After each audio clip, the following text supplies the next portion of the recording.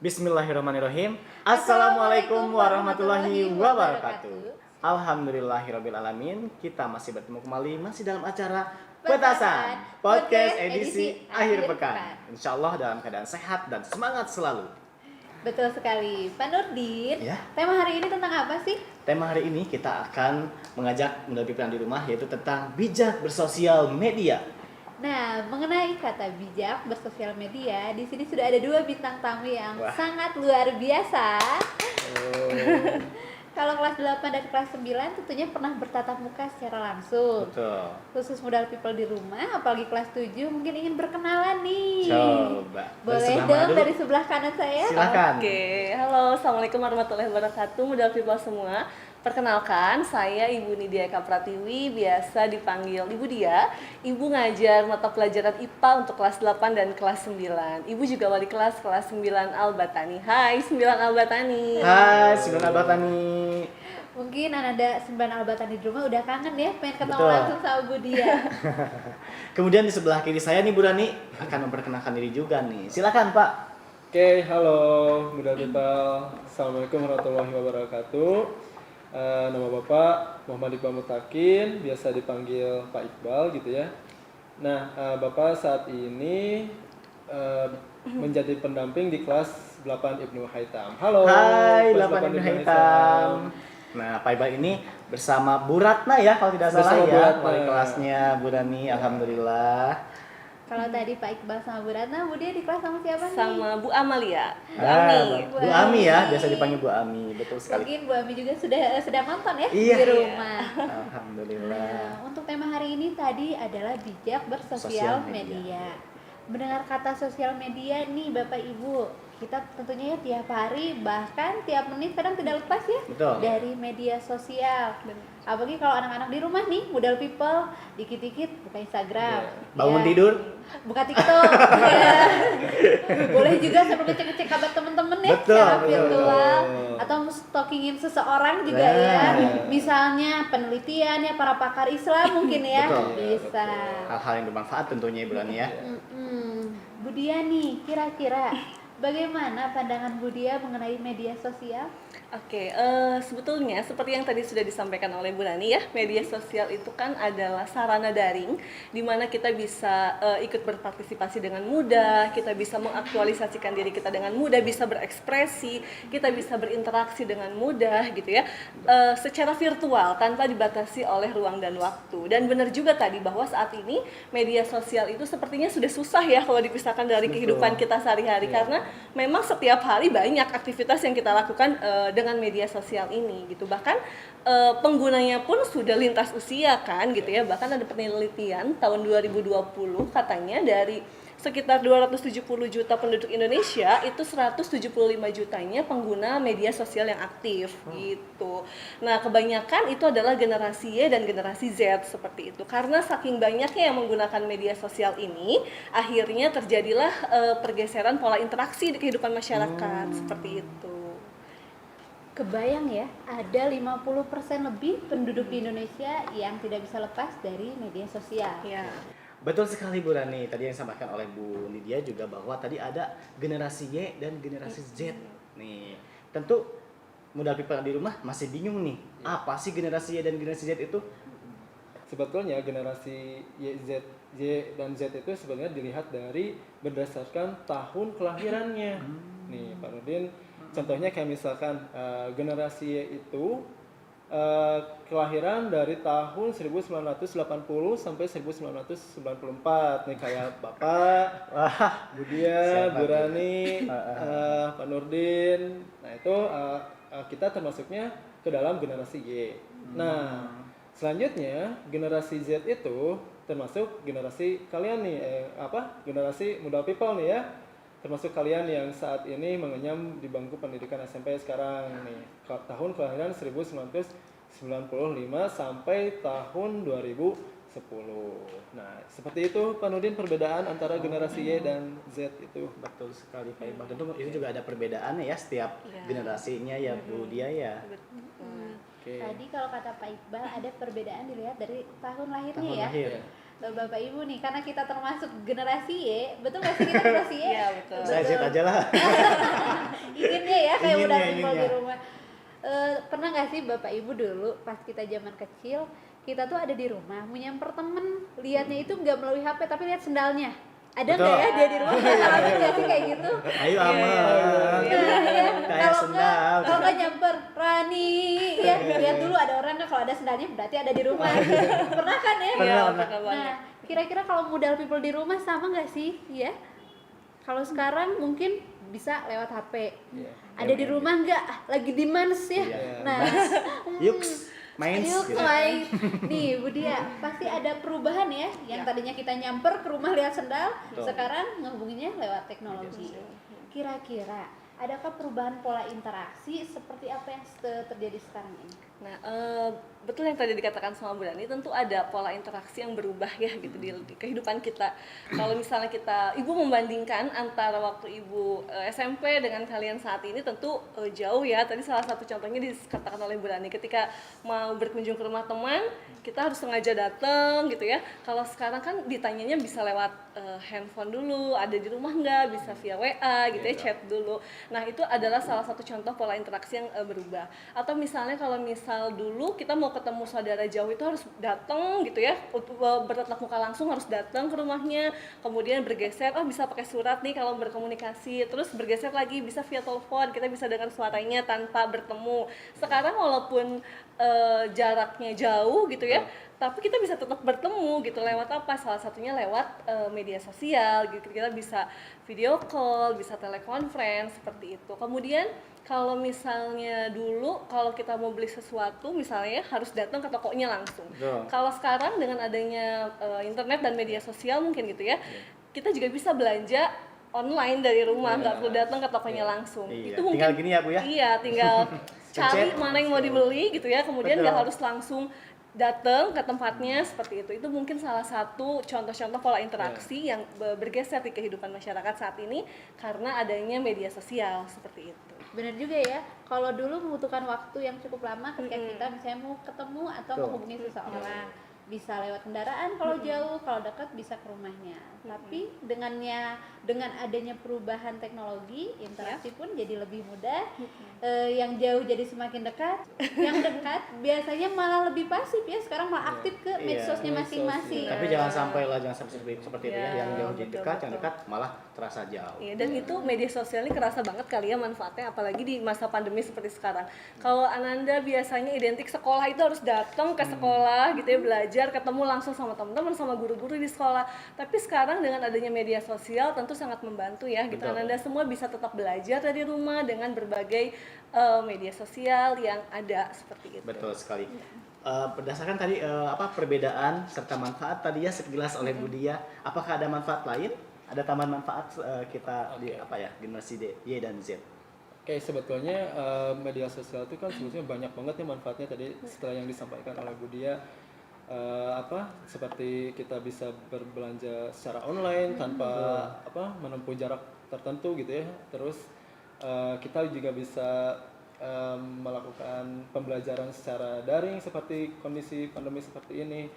Terus seperti tadi ya perubahan kebudayaan, misalkan tadi kata Bu Rani itu kita tuh pengen tahu ada orang di rumah tuh lihat dari sendalnya gitu, sendalnya di depan rumah. Sekarang mah ngelihatnya dari Aktif status atau enggak? status Iya. online-nya. Online. Kapan terakhir update? Kalau enggak ada tulisan lagi offline atau Betul, enggak? betul. Betul. Nah itu kan media sosial tuh tetap kita juga punya memiliki etika gitu ya dalam bermedia sosial. Kayak misalkan kita tuh misalkan mau mengabari atau memberikan pesan misalkan jam 1 malam misalkan. Wah. Terus misalkan. Udah paling malas banget ya. Kayak di aplikasi sebelumnya ya, PPP gitu ya. Nah itu salah satu hal yang perlu menjadi adanya aturan yang mungkin nanti akan dijelaskan oleh Bu Dia ya, mengenai aturan bermedia sosial. Wah, banyak sekali ternyata ya manfaat yang Banyak sekali. dimiliki kita dalam bermedia sosial ya Bu Rani ya. Tentunya. Nah, karena tadi kita udah jelaskan beberapa manfaatnya, Budal People di rumah juga masih inget kan? Waktu awal-awal pembelajaran life skill kita belajar tentang etika menggunakan WhatsApp. Betul. ada beberapa aturannya di situ. Tapi tidak hanya WhatsApp. Ada juga beberapa aturan pada saat penggunaan media sosial nih. Betul. Kita tanya Budia deh, kira-kira apa aja sih Budia aturannya? Biar lebih rinci ya Bu Dia ya. Aduh, lebih rinci.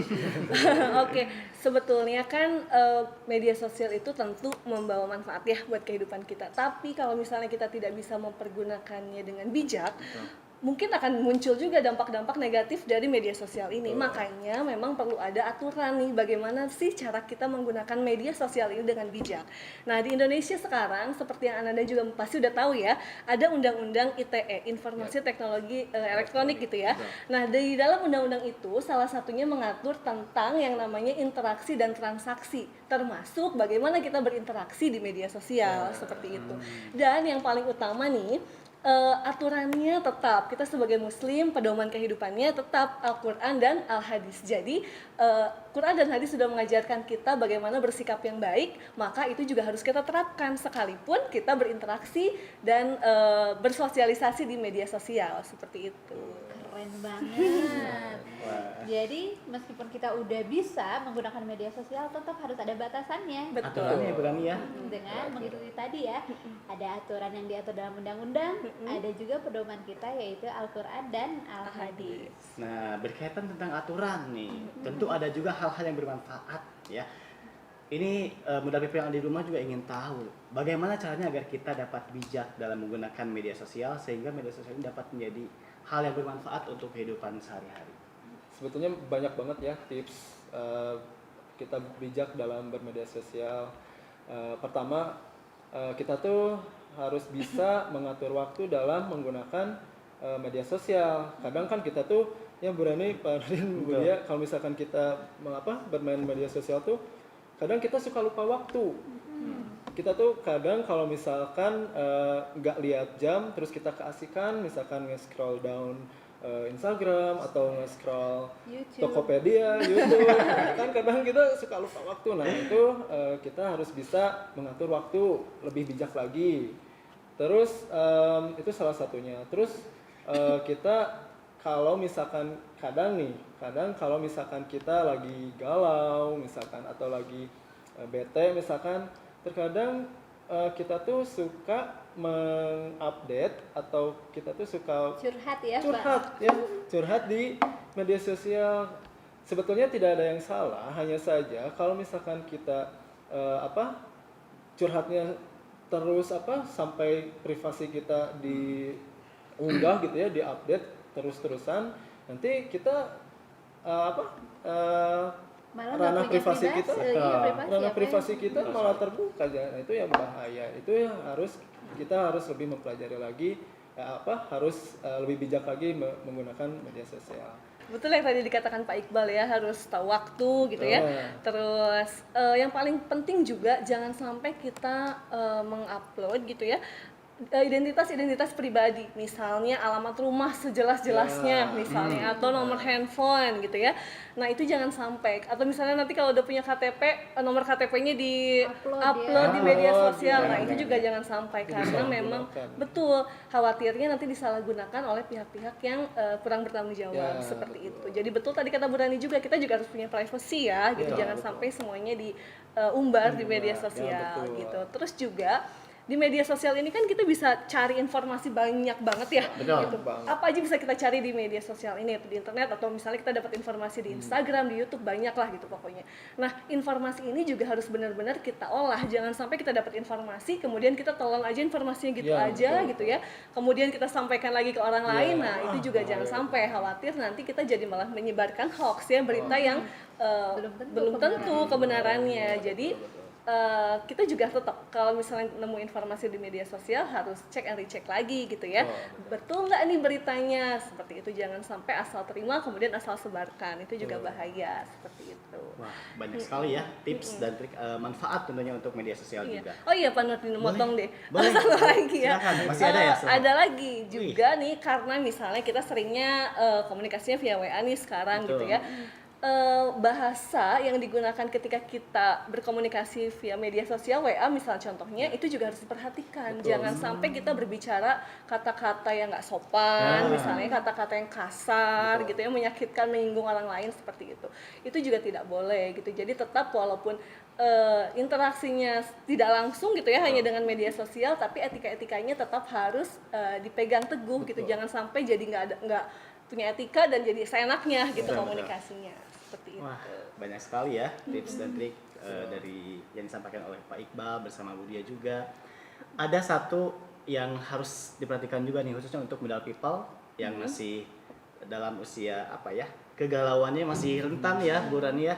Belum Makanya stabil belum kali ya, stabil. usia adaptasi dari misalnya anak-anak menuju remaja. Ya, itu generasi Z ya, termasuk generasi Z ya Pak Iqbal ya. Ya betul kita. Seperti curhat, apa-apa dicurhatkan. Kalau sedih, aduh aku lagi sedih gitu kan. Ya, jangan ya. Cukup dalam hati aja dan berdoa kepada Allah ya. Dan konten-konten yang mau disebarkan juga tentu harus positif ya, nggak boleh asal-asalan pornografi atau berbau sara, itu juga nggak boleh seperti itu.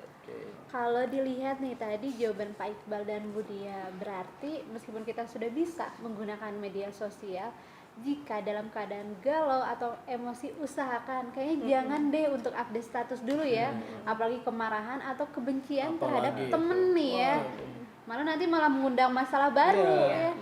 Kalau tadi sih saran dari Pak Nurdin, mending kita curhatnya sama Allah aja deh. Nah, Betul sekali.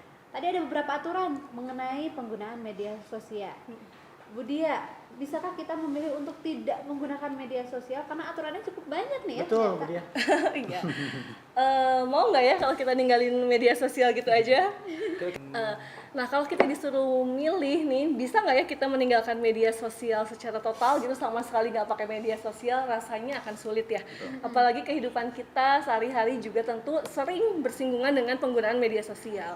Maka pilihannya mungkin bukan bisa atau tidak kita tidak lagi menggunakan media sosial, tapi bagaimana caranya kita bisa menggunakan media sosial ini dengan baik, dengan bijak, dan penggunaannya sesuai dengan etika-etika yang seharusnya kita lakukan seperti itu.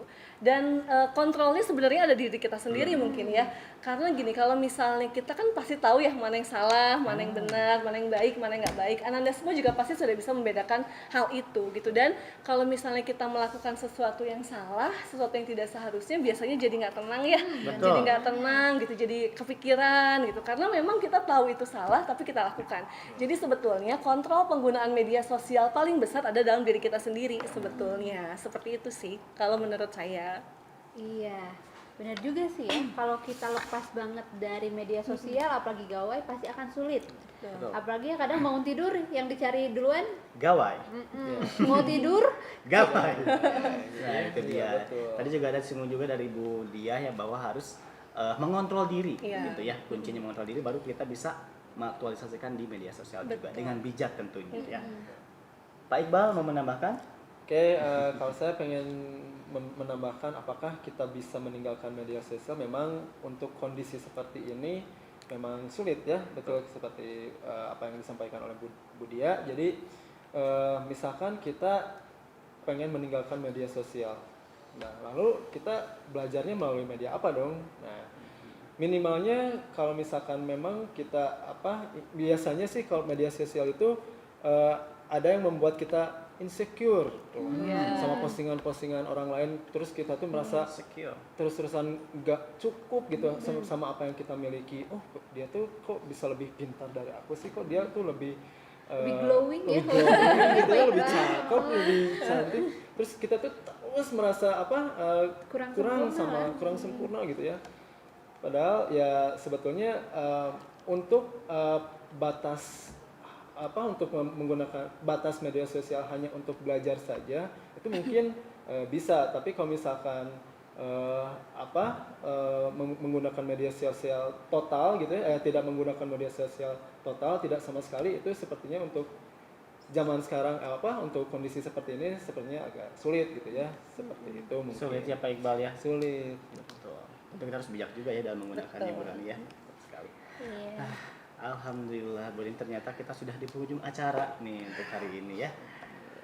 Tentunya dengan tadi jelaskan juga tentang media sosial Bu. Nah, jadi untuk menggunakannya tentu kita harus bijak juga dalam menggunakannya Bu Rani ya. Kalau Kalau tadi sih ingin tahu gimana caranya, kalian tonton deh dari awal. Gimana Nah. cara bijaksana menggunakan media sosial. Tadi juga sudah dijelaskan ya, ada beberapa aturan, bahkan ada juga kaitannya apapun itu kegiatannya pasti selalu libatkan diri sendiri dan Tuhan. Iya, betul sekali. Muda people di rumah, tadi kita sudah membahas ya mengenai Betul. manfaat menggunakan media sosial, lalu juga ada aturan-aturannya. Ternyata selain aturan yang di negara kita ditetapkan, yaitu Undang-Undang Dasar, kita juga tentunya harus melibatkan Tuhan, gitu Betul. ya. Apalagi ini berbicara dengan media sosial. Adakah Budia aturan yang dijelaskan dalam Islam mengenai kebijakan nih, khususnya jika kita menggunakan media sosial yang terlalu lama bahkan sampai lupa waktu nih? Pada intinya kan bermedia sosial itu maka kita berinteraksi dengan orang lain nih gitu ya. Kemudian kita juga memilih informasi apa yang bisa kita terima gitu. Jadi ada satu surat Al-Isra ayat 7 katanya, jika kalian berbuat baik sesungguhnya kalian berbuat baik untuk diri kalian sendiri gitu. Jadi berbaik-baiklah ketika menggunakan sosial media, berbijak-bijaklah gitu ya. Gunakan sesuai dengan etika yang seharusnya. Betul Seperti sekali. itu. Karena kita kembali kepada diri juga ya. Tentu manfaat untuk diri sendiri Iya. juga. Betul. Iqbal ya. Sesungguhnya jika kita berbuat baik, Iya, maka maka kita juga akan mendapatkan yang baik pula Baik ya. Amin ya Allah. Maka dari itu kalau misalnya menggunakan media sosial, carilah yang baik-baik. Iya. Jadi dampaknya pun baik juga bagi diri kita sendiri. Terima kasih Budak People telah menonton tayangan kita dari awal sampai akhir. Tentunya ada pertemuan, ada juga perpisahan. Untuk menutup acara podcast hari ini kita jargon dulu deh Pak Nurdin. Ayo. Petasan Podcast edisi akhir pekan. Wassalamualaikum warahmatullahi wabarakatuh.